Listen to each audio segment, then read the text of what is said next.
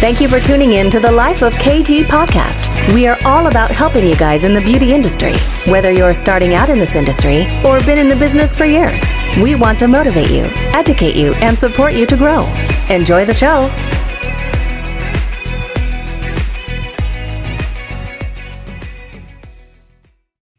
Hey everyone, welcome back to A Life of KG. I hope you're all doing really well. So today I get to interview Lois. Now I'm really excited about this because I really resonate with Lois so much with all the things that she does.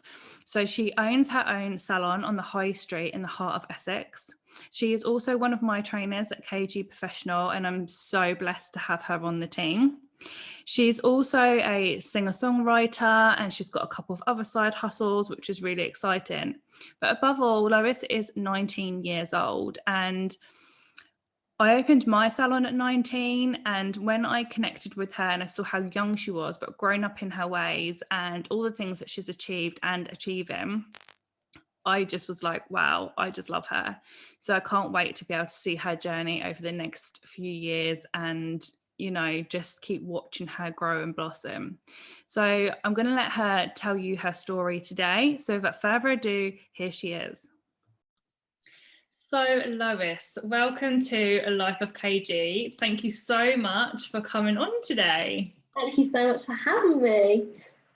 You're very, very welcome. I've been really excited about this episode. I said in the intro that I just literally really look up to you and I can really resonate with you. So I just see myself in you in so many ways, and obviously from back in the day and stuff.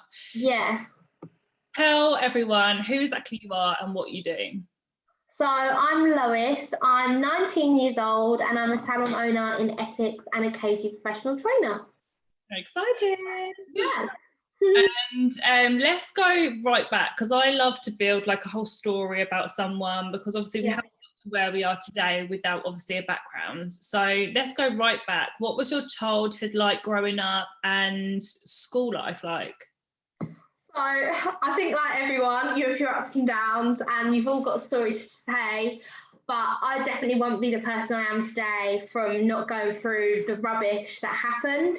So I was always into performing. I was so set on becoming a performer and doing that full time. No matter what everyone said, they'd be like, "Oh, you sure? That's quite a hard job to get into." And I was just like, "No, I'm going to do it." And I was so determined to prove everyone wrong. And it actually formed a bit of an obsession. In the industry, in that sort of industry, you're in leotards, you're in front of a mirror looking at everyone. And I always compared myself, and it got to a point where I was comparing myself to everyone, walking down the street, and it actually got quite bad, and I was actually taken out of school and put into hospital for a bit, and so I was quite underweight and stuff, and it was just not that sort of industry I should go into, and everyone I was in hospital in 2017 it was, and I was in there for about 7 months, and it got to the point where we got to the end of the admission, and it's their responsibility to put me in education again, because it's a form of recovery, and everyone was like, "So what are you going to do?" And I was still set on going back into performing. I was like, "I'm going to go get a scholarship," and they were like, "You've literally been out of it for a year and a half." And I went and did an audition, and I actually got the scholarship, so I would have had it all paid for, and that was a 3-year course. And I literally did 5 days. And I was like, this was the point where I kind of had my thing where I could see I was getting better, because I was like, I'm just going to roll back into it. And then so we had to go back to the drawing board and go, well, what am I going to do? And everyone was like, well, what about beauty? Throughout hospital, I was painting people's nails, I was plucking people's eyebrows, and they were like, come on, let's do this then. So yeah, bit of an up and down story. Oh my God. So did you not finish school then? No, I came out in, I think it's the beginning of year 11. And yeah, then I was out from then. So no GCSEs or anything like that? I did some in the end, and I got special requirements and stuff. So I actually did better than it was a bit of a shock then when my grades came in. Everyone was a bit like, oh, okay, how's she done that? Because literally a lot of my exams, I'm more practical based. So a lot of them were practical, so they were able just to do it from the years before, with drama and stuff. So I actually did better than I actually thought. Wow. Okay. What an interesting story. I had no idea that you went through. Yeah. That's crazy. So, Yeah. okay, so you finished school, kinda, and then you've gone into beauty. So was that beauty college? Yeah, I went in to do level 2 in college. And I was just kind of set on getting it done. Like, I wasn't there to make friends in the nicest way possible.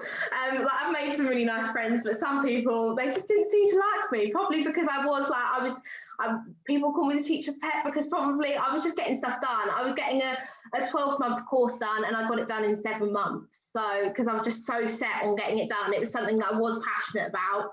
I didn't realise I was as passionate about it as much as I am, but I was just set on getting it done. Because obviously you've gone on from then to set up your own salon. So why, from leaving college, what happened within that time to then opening up your own salon? So I've worked in a couple of salons. None of them worked. Like, I didn't stay in there for long, just because of like bitchiness and girls, and I knew that it wasn't the way a salon should be run. So I started doing it. I started doing like add-on courses, like gel nails, lashes, and I did it from my mum's kitchen, which didn't last too long. She didn't really want me in her kitchen. With everything before COVID, evening appointments were so like popular because everyone was at work. So it was mainly between like 5 p.m. and like 9 p.m. that I was working in the kitchen. So it wasn't very good for her, like with dinner and stuff like that. So it got to a point where I was set on driving, and my goal was to become mobile when I started driving. And as soon as I was mobile, I think I passed in the morning and I had appointments in the afternoon. I was just so set on going mobile, and I was adamant that I was going to be mobile for the rest of my life. But I lasted a year doing that. I was like, I am 18 years old at that point, and I was like, my back, I feel like a 40-year-old woman. Like, like it was no good. Like, I was lugging my bed around constantly. So I was like, well, this is the time where I've got to do something. So I got a room in just up the road from us, and it was like quite a large, like shared sort of thing. And yeah, and then it turned out I got a big salon. Oh my gosh. So you like opened a salon really then at 18 years old, right? Yeah. Like, that's crazy. Like, I was 19 when I opened, and I was like, everyone's like, oh my God, you're 19. Now what are you doing? Blah, blah, blah. 18. You've got that on me. That's crazy. Like, yeah. What challenges did you find, like, opening at like such a young age? Did you come across any challenges? Well, so when you like asked me the question, like sent me the questions, I was just like, I can't really think of anything. And then all of a sudden, within those like 3 weeks, it's like everything's happened. Of like self-employment. I've always been set on employing, and that's what I'm like set on doing right now. But I have got a couple of girls in, because it's such a big salon. It's a bit of wasted space currently. And they're self-employed, and you come across issues, you come across people being funny towards you because they don't think that you can do it. They're better in the industry, they've got more experience, and you're like, well, if you have got more experience, why aren't you doing it? So at first I was messaging you going, oh my God, what am I doing? But I've just got to the point, like, you just got to laugh. Like, I'm doing it myself, and it just shows that if people wanted to do it, and if they knew everything, why wouldn't they have done it already? Exactly. That's what I always say. And I remember having exactly the same issues, and I actually rented out rooms as well when I first opened the salon, because it's like when you first open, well, you've got a massive salon, and you already have a client base from your last place. Yeah. I had zero client base, and I had the salon, and I thought I just need to fill rooms, so I would rent out the space, and it was the worst thing I'd ever done. They would like wreck bits of furniture and stuff, like not obviously on purpose, but just by accident. But then it's like, oh, this happened today. Like, they don't care because it wasn't theirs. And then they would like do things and look down on you because they think, well, she's young, so she doesn't really know. And I just be like, well, if you know what you're doing, then why don't you go and set up your own salon? No, 100%. It's like against a brick wall, but at least you're like seeing all of them difficulties now and just rise above it. Because I know obviously in this podcast I have been like, oh my God, you're 18 and then you were 19 and what's it like being so young? But I don't mean that in a belittling way. I just know what it was like when I started, and I just think it's so fascinating that I've met someone that's basically like exactly the same. And yeah, no, it's weird. And like, it was always like a dream. It sounds really weird. Like the first time I met you, I was like, oh my God, it's real. But like, I've been following you and I was always like, well, Katie's like opened at this age and stuff like that. And yeah, and here we are talking every day. Literally every day. So what would you say to other girls that are around your age starting a business? Obviously lots of people like and ah, like whether they should or if they feel like they need to get more experience and that type of thing. What would your advice be to them? I would just say if you've got goals and you know the goals, just set them out and hit them, and don't worry about anyone else. That like life is too short. This is something I'm so passionate about, judging, and I'm not good enough as her, or I'm like not doing as well. Just don't judge. Like it's so time consuming and it takes so much energy out of you. Like sometimes I roll back a little bit and have some bad days and I do like I kind of go, well, I'm not doing that, I'm not doing that. But why am I doing that? Because if I look at in the big picture, I'm doing so much better than some.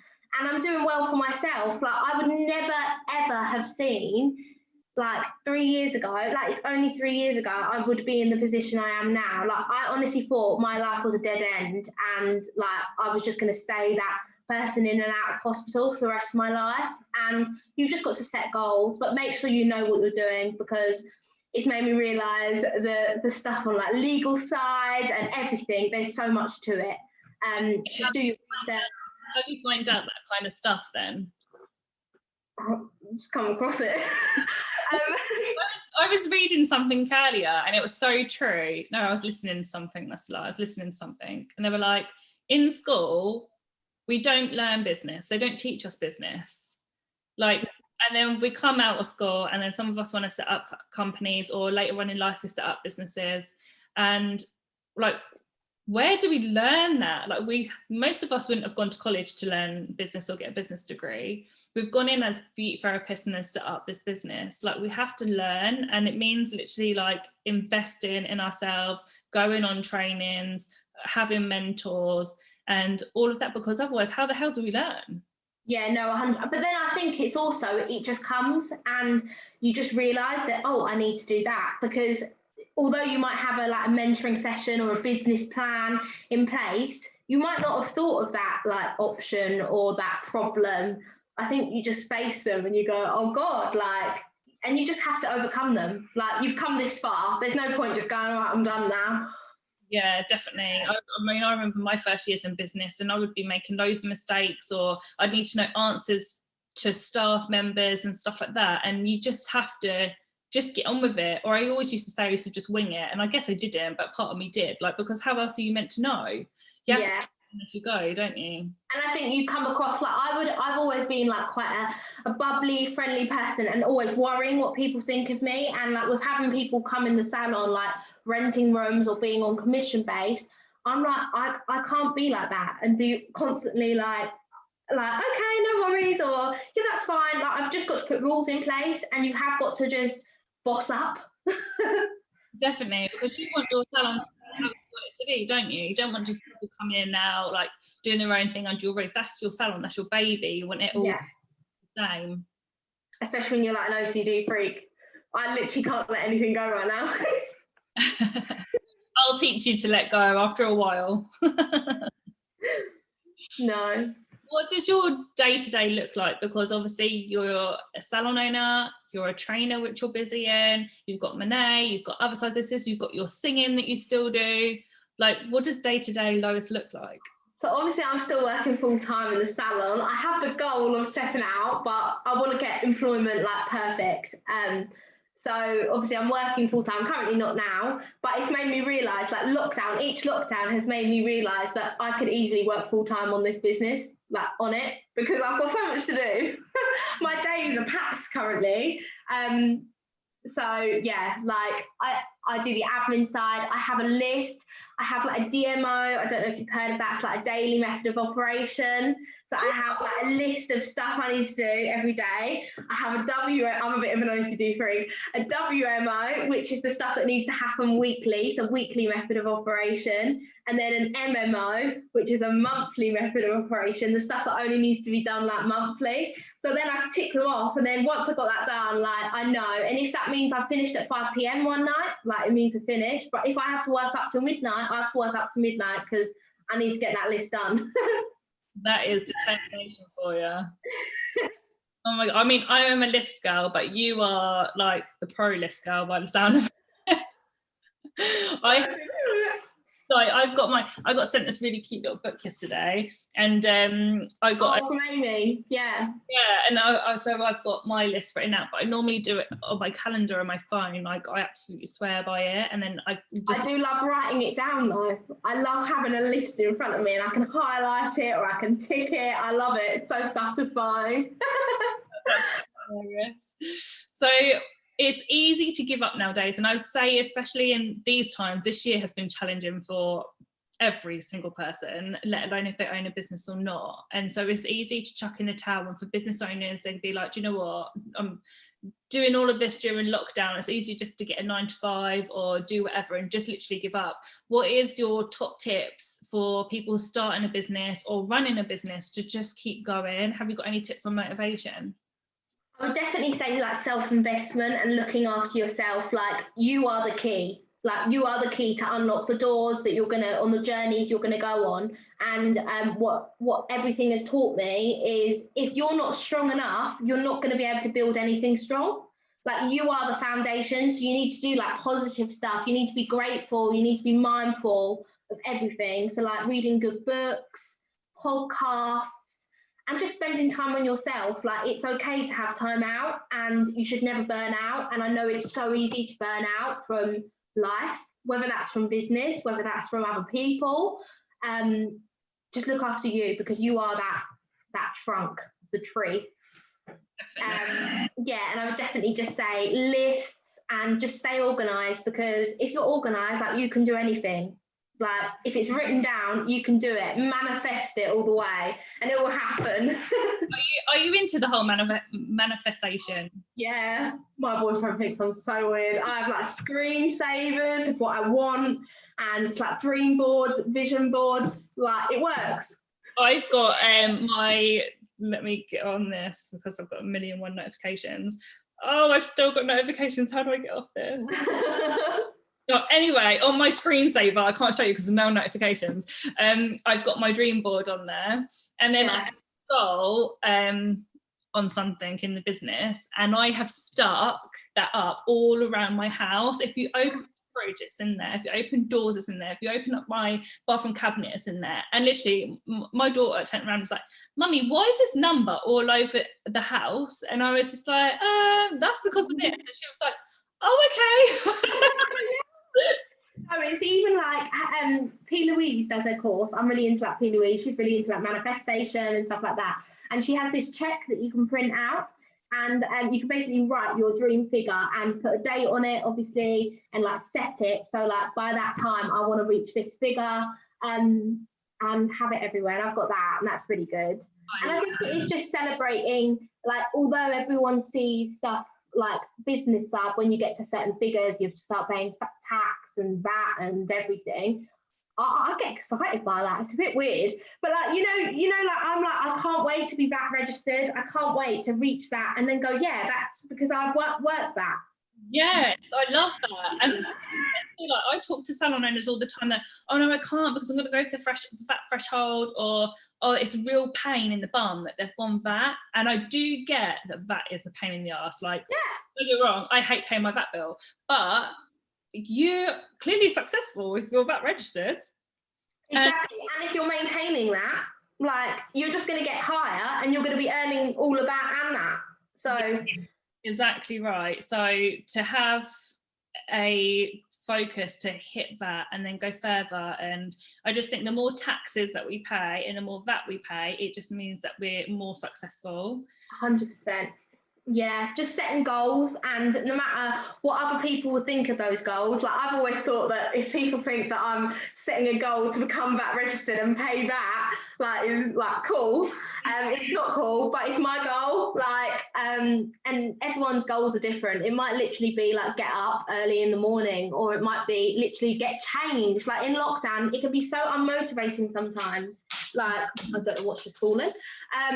Like yeah.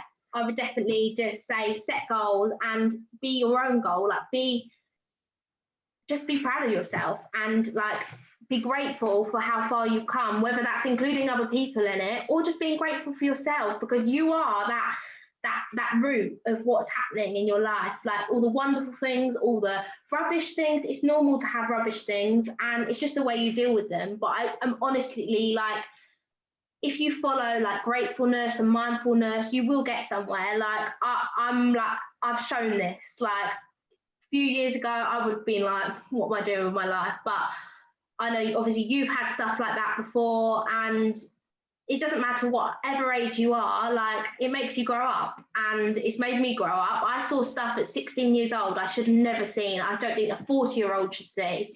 Like, but you've just got to make something of yourself. Don't worry about those other people. Just set goals and be you. You're the best you.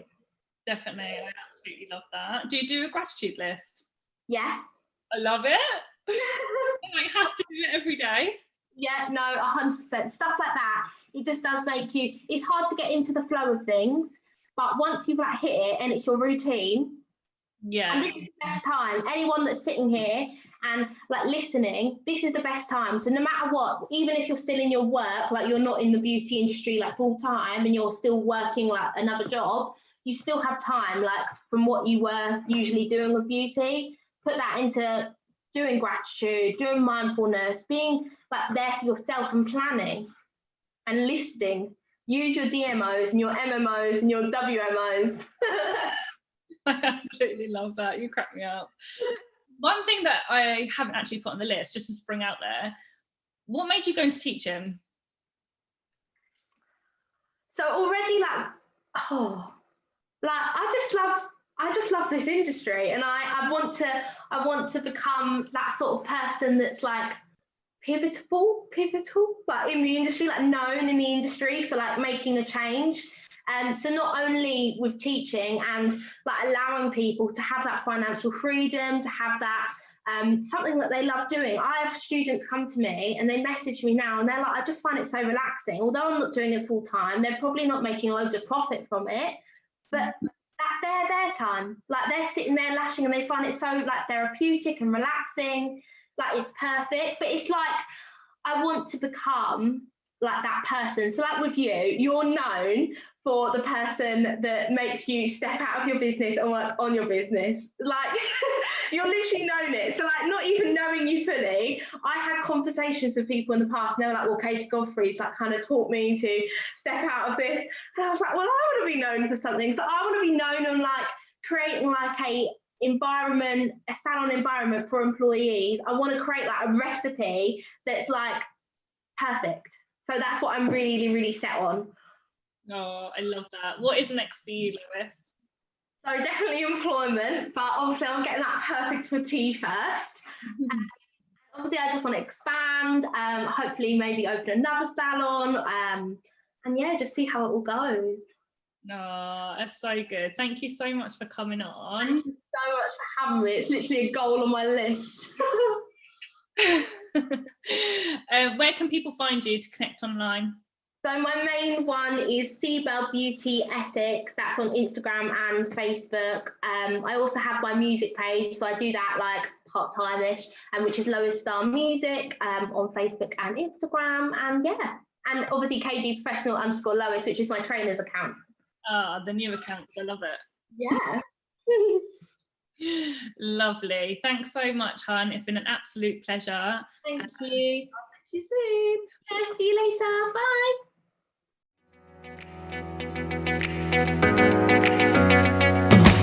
We would love to hear what you thought about this episode. I love the show, guys. You're awesome. Please leave a review and share on social media tagging @KG Salon so we can share. I always follow them. Until next time, have an amazing, successful week.